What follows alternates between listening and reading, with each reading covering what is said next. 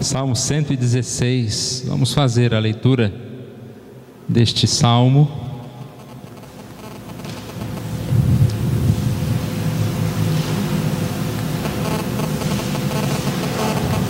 Nós temos estudado salmos, alguns salmos na escola dominical e também nesse momento do culto à noite. Uma das coisas que nós lemos lá na introdução da nossa revista de escola dominical, que os salmos, eles nos aproximam de Deus, pela linguagem dos salmistas. Eles falam com uma intensidade, né? E é muito bom vê-los, mesmo no momento de lamento, de dor, clamando ao Senhor, não de uma forma a blasfemar, mas falando ao Senhor das suas dores, das suas queixas. Essa proximidade que nós podemos ter com Deus, podemos aprender nos salmos, estarmos orando como eles oravam. Salmo 116. Amo o Senhor porque Ele ouve a minha voz e as minhas súplicas, porque Ele inclinou para mim os seus ouvidos. Invocá-lo-ei enquanto eu viver. Laços de morte me cercaram e angústias do inferno se apoderaram de mim. Caí em tribulação e tristeza. Então invoquei o nome do Senhor. Ó Senhor, livra-me, alma. Compassivo e justo é o Senhor. O nosso Deus é misericordioso. O Senhor vela pelos simples. Achava-me prostrado e Ele me salvou. Volta, minha alma, ao teu sossego, pois o Senhor tem sido generoso para contigo. Pois livraste da morte a minha alma, das lágrimas dos meus olhos, da queda aos meus pés. Andarei na presença do Senhor na terra dos viventes. Eu cria, ainda que disse, estive sobremodo aflito. Eu disse na minha perturbação, todo homem é mentiroso. Que darei ao Senhor por todos os seus benefícios para comigo? Tomarei o cálice da salvação, invocarei o nome do Senhor, cumprirei os meus votos ao Senhor, na presença de todo o seu povo. Preciosa é aos olhos do Senhor a morte dos seus santos. Senhor, deveras sou teu servo, filho de tua serva. Quebrastes as minhas cadeias. Oferecer-te-ei sacrifícios de ações de graças e invocarei o nome do Senhor. Cumprirei os meus votos ao Senhor na presença de todo o seu povo, nos átrios da casa do Senhor, no meio de ti, ó Jerusalém. Esse salmo também traz um momento de dificuldades que o salmista estava passando, e também percebemos que ele encontra essa graça de Deus, livramento.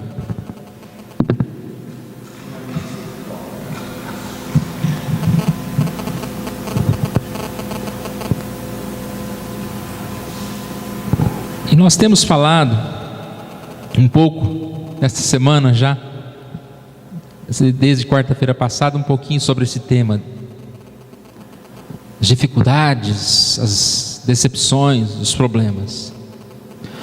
Hoje eu li uma história da ostra. Eu já tinha visto uma história da ostra, mas eu achei interessante essa, que ela é bem curtinha, e eu achei interessante começar lendo para os irmãos. Essa história diz o seguinte: uma ostra que não foi ferida não produz pérolas. Pérolas são produtos da dor, resultados da entrada de uma substância estranha ou indesejável no interior da ostra, como um parasita ou grão de areia.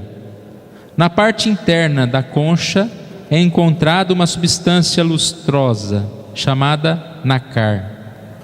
Quando um grão de areia a penetra, as células do nácar começam a trabalhar e cobrem um grão de areia com camadas e mais camadas para proteger o corpo indefeso da ostra. Como resultado, uma linda pérola vai se formando. Uma ostra que não foi ferida, de modo algum produz pérolas, pois a pérola é uma ferida cicatrizada. Então é interessante, né, essa ideia de um pedacinho, de uma areia que entra e aquela areia não pode ser expelida dali. Então é feito todo um processo de camadas para que aquela areia não venha prejudicar o todo, e aquele objeto estranho, ele vai ali sendo totalmente envolvido por outras substâncias e se torna uma linda pérola.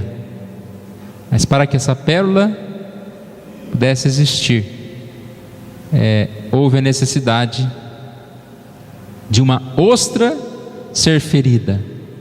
E aí a gente percebe, né, essa ideia das dificuldades. As dificuldades, elas podem realmente passarem por nós de duas formas.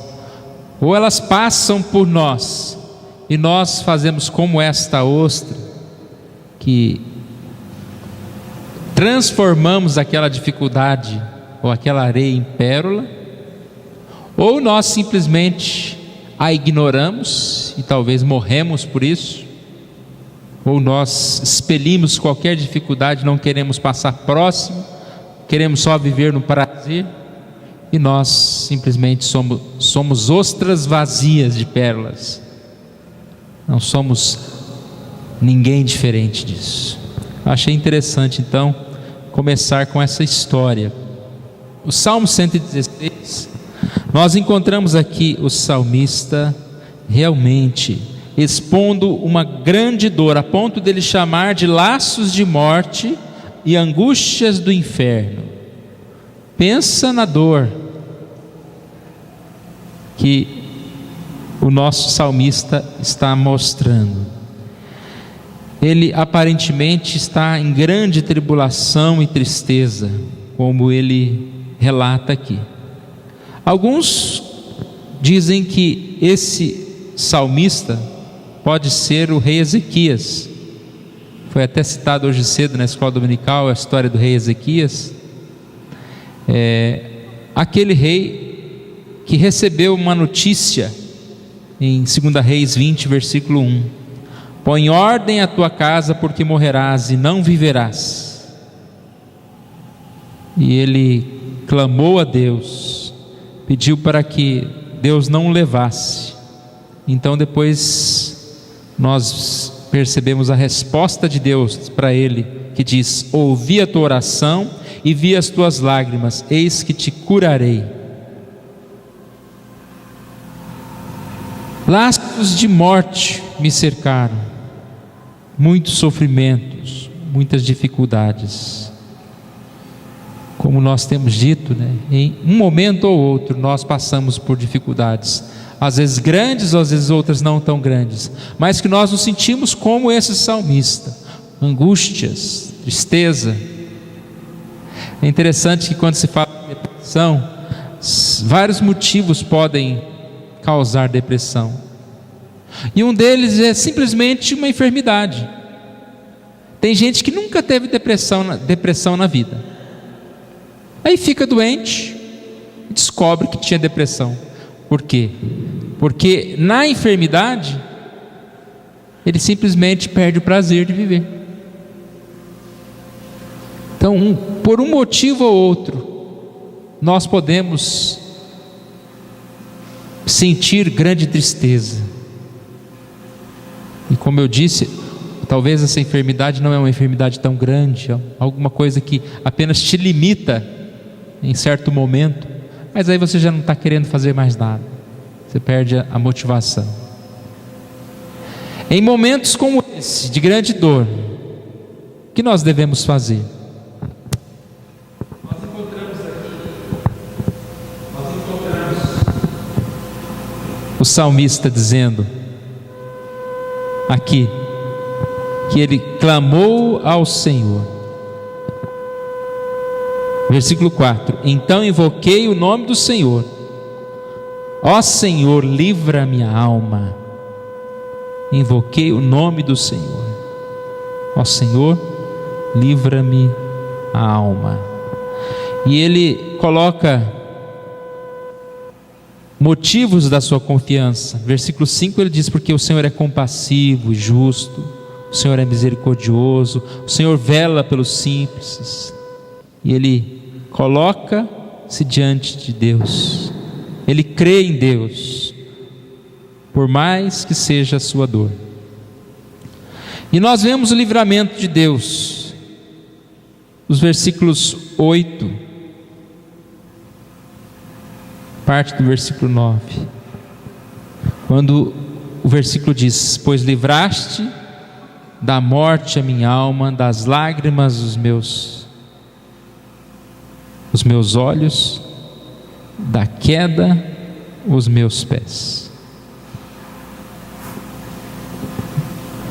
Muitas vezes, irmãos, que nós olhamos para a palavra de Deus, e eu acredito que quando se fala de dificuldades, seja aqui Ezequias, seja Davi, seja qualquer outro, todas as vezes o início, o foco é uma dificuldade, é algo físico, é algo palpável.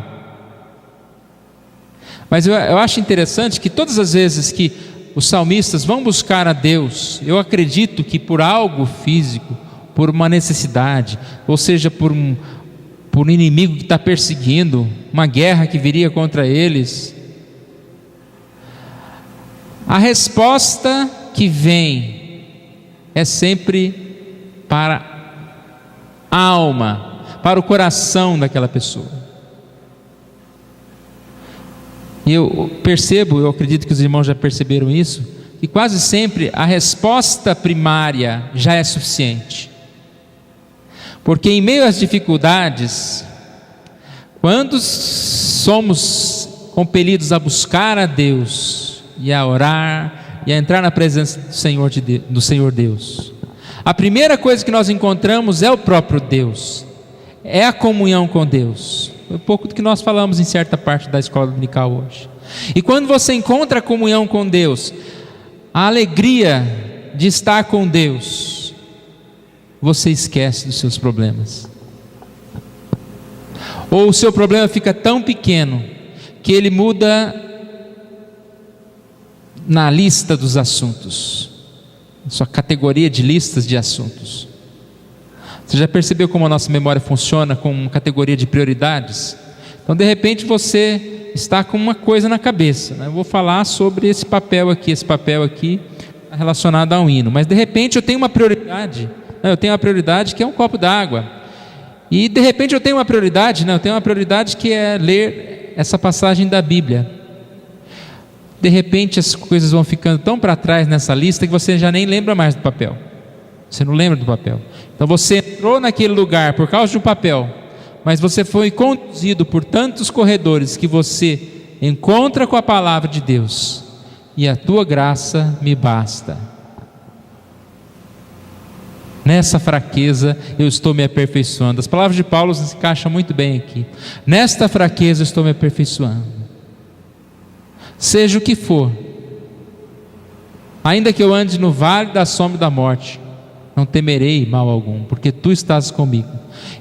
E tu estás comigo, o Senhor está comigo, é tão importante que eu já não mais tenho atenção aos perigos, aos problemas que me cercam. Os meus olhos estão na presença de Deus. E eu creio que é isso que veio sobre o salmista, pois o livramento dele não veio em forma de uma resposta direta sobre uma dificuldade financeira, sobre uma dificuldade do número de cavalos que estava faltando, mas ele começa dizendo: livraste da morte a minha alma. E repare que os 3 pontos aqui, das lágrimas dos meus olhos e da queda dos meus pés, todos os outros 2 estão relacionados ao primeiro. Livraste da morte a minha alma. Quando ele invoca ao Senhor, ele sente esse livramento de Deus. A salvação. Ele sente grande alegria, a ponto de dizer que a sua alma está livre da morte. Não há mais nenhum temor. Se a gente pensar no salmista como um grande guerreiro, ele não está mais preocupado com os que podem matar o seu corpo, porque ninguém pode tirar dele a salvação. Isso é um texto bíblico, né, irmãos? Lembram? Lucas 12:4. Não temais os que matam o corpo, e depois disso nada mais podem fazer. Eu, porém, vos mostrarei a quem deveis temer. Temei aquele que, pois, depois de matar, tem poder de lançar no inferno. Sim, digo-vos, a estes deveis temer. Não devemos temer as dificuldades. Basicamente ele diz: se a casa está pegando fogo, você simplesmente não precisa se desesperar, porque o mais importante, que a graça de Deus, você tem. O medo foi vencido, porque o maior medo foi vencido. O medo foi vencido. O medo das dificuldades, dos problemas, porque o maior de todos os medos, que eu acredito que seja a morte, foi vencido. Repare que qualquer medo que a gente tem no dia a dia está relacionada a uma falência total. Então, partes de falências que nós passamos durante o dia, seja um pneu furado de um carro, ou seja alguém que está passando por uma dificuldade financeira, todas essas falências estão relacionadas ao medo de uma falência múltipla, total. Mas quando nós temos a certeza de que nossa alma está livre da morte, de que nós temos a vida eterna, nada mais temos a temer. A Bíblia diz que preciosa é aos olhos do Senhor a morte dos seus santos. Versículo 15. Então ele está dizendo isso.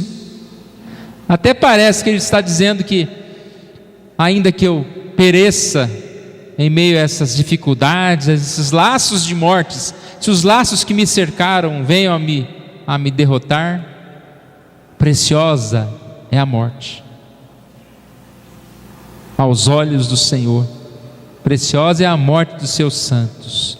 Então o salmista, ele procurando auxílio para uma dificuldade, ele encontrou a presença de Deus, ele encontrou a alegria da presença de Deus. Por isso que eu disse que o ponto 2 e o ponto 3 estão relacionados ao início, porque aquele que é livre da morte, ele é livre das lágrimas. Livraste da morte a minha alma, das lágrimas os meus olhos. Ele está no momento em sentir a alegria. A dificuldade já não mais traz o temor, a depressão, a angústia. Esse sentimento de salvação vem sobre ele e a alma volta ao teu sossego. Por isso que ele conversa com ele mesmo. Versículo 7, ele está falando para ele mesmo: volta minha alma ao teu sossego, pois o Senhor tem sido generoso para contigo. Ele conversando com ele mesmo: que bom, volta, posso voltar ao meu sossego. Aparentemente ainda por um tempo ele demorou, para ter esse ânimo recobrado, mas aos poucos ele foi tendo de volta essa alegria. Volta a minha alma a alegria.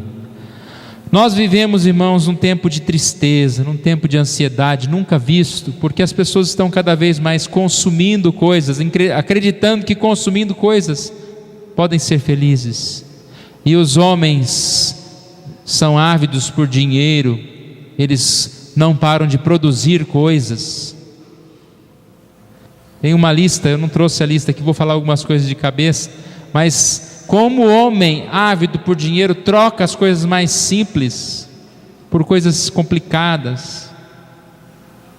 É a história do picolé que virou paleta mexicana, né? Então você troca a embalagem do picolé, antes era de plástico, agora é uma embalagem transparente. O picolé era um pouco menor, faz um pouco maior, põe umas frutinhas de relevo. Aí o que era R$ 1,50 passa R$ 7. E assim a gente poderia fazer uma lista enorme. Existe franquia de tudo hoje. Por quê? Porque o homem é ávido por comprar o último modelo das coisas que vão surgindo. E os nossos filhos, e até nós mesmos, ficamos encantados quando aquela caixa do correio, do Sedex, ou seja qual for, chega na nossa casa com mais uma coisa que nós compramos. E você abre aquela caixa e tira foto com a caixa e fica feliz com a caixa. Mas aquela caixa vai durar 6 meses, 5 meses, e você vai querer uma caixa nova. Eu vi uma imagem hoje, eu já tinha visto algumas parecidas, mas essa de hoje parece que é nova. Não deu tempo de eu copiar e trazer para os irmãos. Mas numa igreja na China, eu acredito que é na China, chegaram os missionários com várias malas. A cena é de arrepiar. Eles abriram aquelas malas, sabe o que estava dentro das malas? Bíblias. Gente, aqueles irmãos pegavam a Bíblia, ó, peguei uma Bíblia nova hoje ali na secretaria para usar. Pegavam a Bíblia, cheiravam a Bíblia, choravam com a Bíblia, e aos poucos eles, parece que tinha medo de abrir a Bíblia, sabe? Tinha medo assim, aí abria a Bíblia e ficava olhando para a Bíblia. Aquilo era o mais demais. Eu fiquei pensando, cheirei agora, não tinha cheirado antes. Eu fiquei pensando, eu lembro quando eu era jovenzinho, quando eu comprava uma Bíblia nova, não como eles, mas aquela Bíblia era um negócio assim, né? Você pegava nela e ficava assim, olhando, guardava. E parece que a gente vai acostumando com as coisas. E a nossa alma vai enfraquecendo, e a nossa lágrima, ela vai se fortalecendo, né? Mas o que o salmista diz: livraste das lágrimas dos meus olhos, porque as lágrimas dele são convertidas em gratidão, em paz de Deus que guarda o coração. Isso que Deus faz conosco, Ele tira a nossa ansiedade, a nossa dor. E por último ele diz: livraste da queda aos meus pés. A libertação moral, esse sentimento que eu disse na dificuldade, na dor, buscar a Deus por causa da dificuldade e depois encontrar a Deus, e nessa comunhão com Deus estar tão pleno de Deus, que a partir dali ele sente uma firmeza tão grande, que ele tem essa certeza de que o Senhor livrou também da queda, de que ele encontrou um novo caminho, um caminho direto, um caminho reto.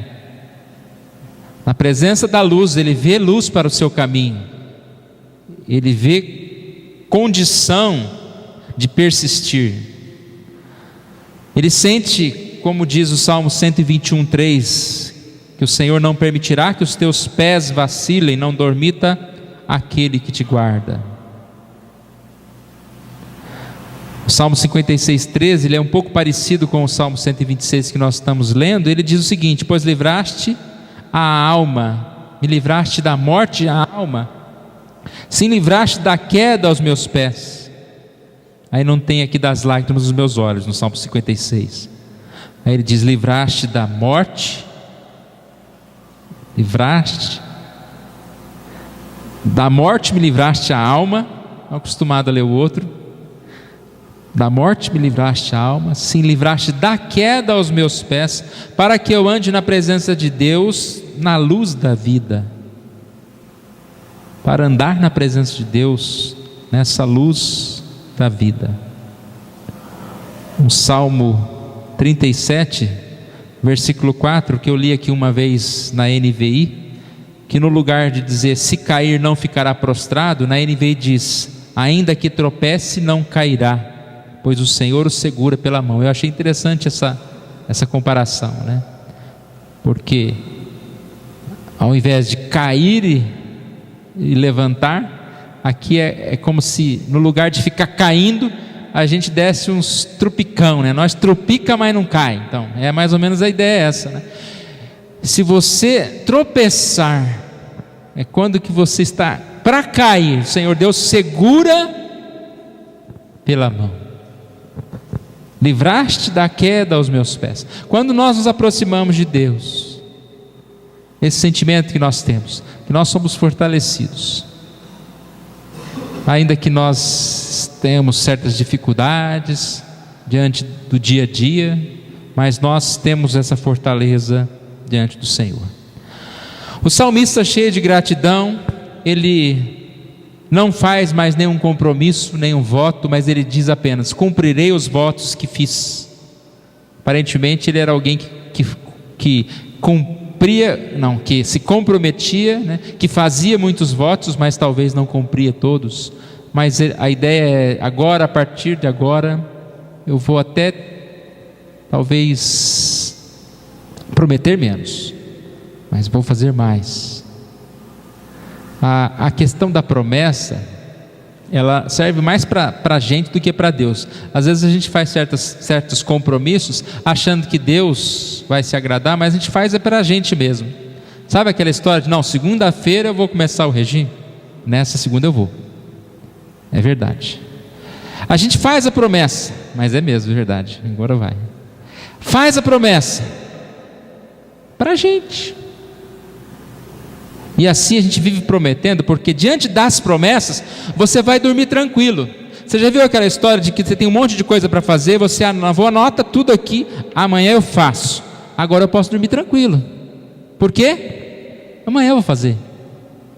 Mas chega amanhã, a primeira coisa que você faz é esquecer onde está o papel. Aí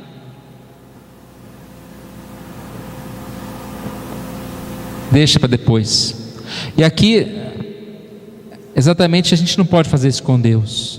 Ah, Senhor, não, eu vou começar, eu vou firmar os teus caminhos, mas eu devo. Eu não posso fazer muito, né? Ele diz: que eu poderia fazer, mas eu vou agradecer ao Senhor e eu vou buscar a tua presença. Versículo 12: que darei ao Senhor por todos os teus benefícios? Tomarei o cálice da salvação e invocarei o nome do Senhor. Ou seja, eu vou viver diante dessa graça de Deus. Tomar o cálice é crer nessa graça, participar dessa graça de Deus e andar conforme a tua presença. Oferecer sacrifícios de ações de graças, invocar o nome do Senhor, agradecer o nome do Senhor. Antes, olha como ele vivia. Ele vivia na sua perturbação, versículo 11, dizendo que todo homem é mentiroso. O que significa isso?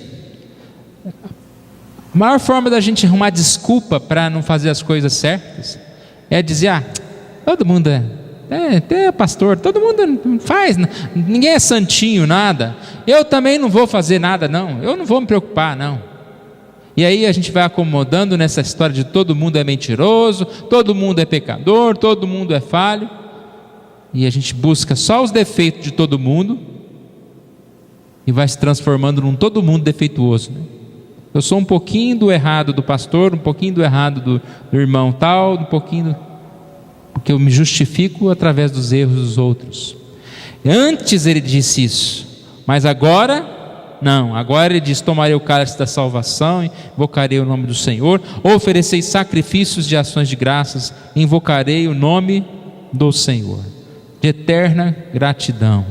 Então, irmãos, nós temos essa certeza de que dificuldades surgem na nossa vida, mas elas devem ser como uma areia que, por mais que nos incomode, nós temos que nos proteger para que aquela areia não venha nos matar, mas nos proteger de forma a ser fortalecido por aquela dificuldade e tirar proveito das dificuldades, porque cada uma das dificuldades que são colocadas em nós, na nossa vida, elas têm um objetivo de Deus, um motivo, algo especial, mesmo que a gente não compreenda.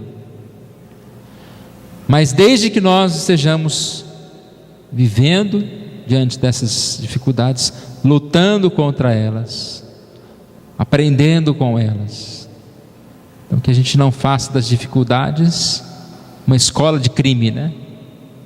Como muitos que vão para a cadeia com uma dificuldade, ali se aprende a se tornar um ladrão maior ainda. Mas a dificuldade para nós deve ser para a nossa transformação, para a nossa santidade. Quebraste as minhas cadeias, e que sempre a salvação seja nosso motivador para a vida, para a alegria. Então nada pode tirar a nossa alegria, em qualquer momento, porque nós temos a salvação. Livraste da morte a minha alma. Cada dia que você ouvir essa palavra de Deus, livraste da morte a minha alma, você pode ter uma plena alegria diante de qualquer situação.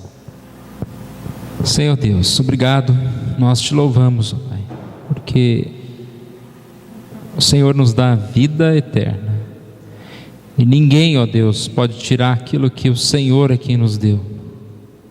Nós te louvamos, Senhor, porque o Senhor livraste da morte as nossas almas, a nossa alma. Obrigado, ó Deus, que nós possamos confiar no Senhor, nós possamos viver como este salmista, ó Deus, que diante de tão grande salvação, assumiu um compromisso, ó Deus, de tomar esse cálice, de buscar a Tua presença. Pai amado, sabemos que as dificuldades, ó Deus, não são fáceis. Sabemos que as tentações, que as dúvidas tentam constantemente nos afastar do Senhor, ó Pai. Mas ainda que nós não sintamos a Tua presença, é bom saber que o Senhor está presente em todo o tempo, mesmo nos momentos em que nos afastamos de Ti, ó Deus. O Senhor está presente. E obrigado, ó Pai, porque o Senhor não desiste de nós, o Senhor não nos abandona. Mas nós te pedimos, ó Pai, não nos permita ir tão distante a ponto de não enxergá-lo, ó Deus. Traga-nos para perto de Ti, ó Deus, e que essa proximidade, ó Deus, seja o prazer de cada um de nós, ó Deus. Dá-nos prazer pela Tua palavra, dá-nos prazer, ó Deus, por adorar, cantar louvores ao Teu nome, ó Deus. Dá-nos alegria, ó Deus, de ser cidadãos dos céus, ó Pai, e não de ter méritos nesta terra. Ó Pai, afasta de nós este grande desejo de ser reconhecido pelos homens, sem importar-se de como o Senhor nos conhece. Ó Deus, tenha misericórdia de nós, nos ajuda, Senhor, a entender isso, ó Pai. Livra-nos, ó Deus. Nós oramos em nome de Jesus.